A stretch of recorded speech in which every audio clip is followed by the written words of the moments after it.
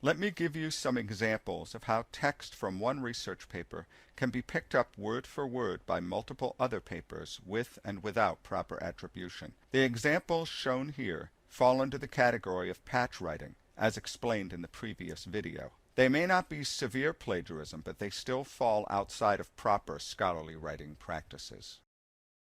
The section of writing I am showing you now comes from a paper by M.A. Wahab et al., published in 2003 in the journal Polymer. The highlighted section consists of 165 words that have been copied in bits and pieces by several other authors in subsequent years.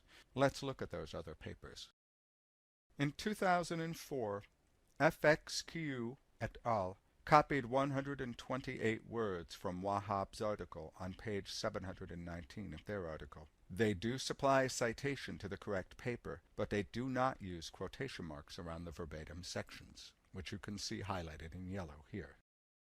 In 2007, Lin and Wang copied 127 words from Wahab's article on page 326 of their article. They supplied 2 citations, neither of which is to the correct paper, and they do not use quotation marks around the verbatim section.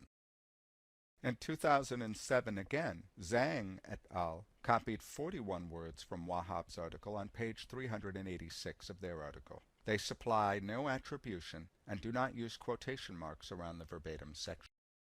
Sasikala et al. Copied 35 words from Wahab's original article on page 818 of their article. For that section, they supply a citation to the 2007 Lin and Wang paper, not the original Wahab paper, and they do not use quotation marks around the verbatim sections. While this may have been a mistake on their part, it does mean that Lin and Wang are getting credit for information that originally came from Wahab.